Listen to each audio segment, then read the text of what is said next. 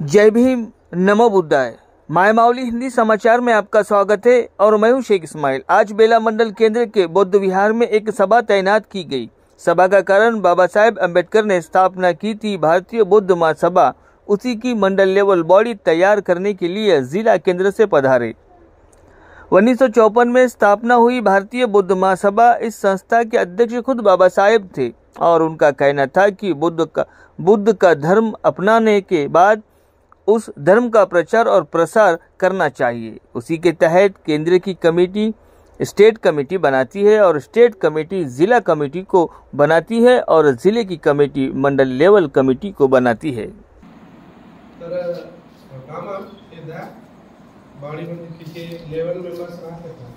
15 मंडल headquarter आता ना मंडल म्हणजे त्यांचे टाउन मंडल एकच नाही मग याला 11 मेंबर्स राहते 11 मेंबर्स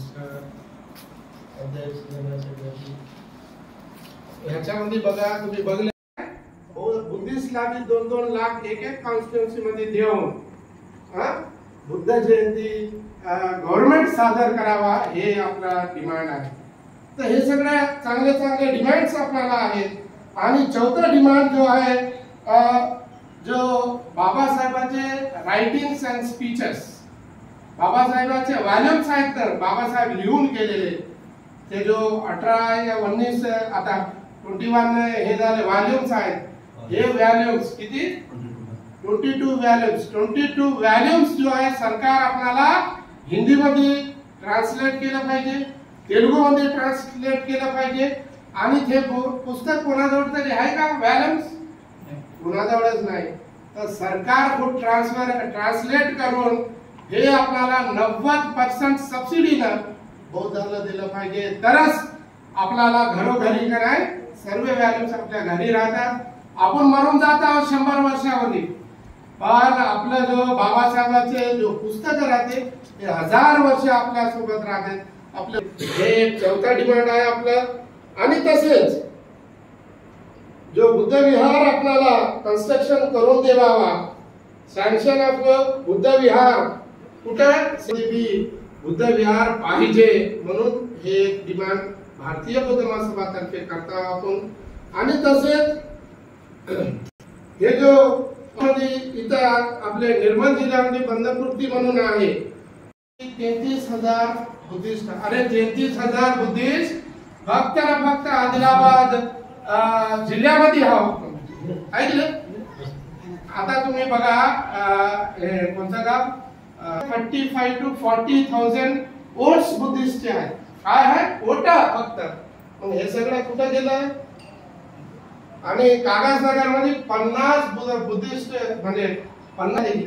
मग हे तेलंगणामध्ये कवा होते जेव्हा आपण 2 लाख पब्लिकनं अगर जिल्हा हेडक्वार्टर मध्ये अगर आपण कार्यक्रम घेऊन आपले लहान लहान मुलं अगर तिथं आलं, सरकाराला माहित होते की अरे बौद्धाचे बी लोक इथं आहेत रे बाबू, त्यांनी बोलवतात आपल्याला, अरे या तेजराव दादा तुम्ही या कोण आहेत याचे? तेजराव दादा आहे, प्रज्ञा कुमार हा, भुकटे साहेब, अरे या तुम्ही, तुम्हाला काय पाहिजे ते मी देतो म्हणून त्यांनी तेव्हा ते धावत येते। तसाला काम आपण केलं पाहिजे फ्युचर मध्ये। आणि आपल्याला तिसरं डिमांड तेलंगणामध्ये जो ख्रिश्चन लोकांना ह्यांना कुमरम भीम आणि सेवालाल जयंती बघा परवा झाले, सेवालाल जयंतीला 2-2 लाख देऊन सरकार कार्यक्रम करायला पाहिजे ना जयंती। जय भीम, नमो बुद्धाय।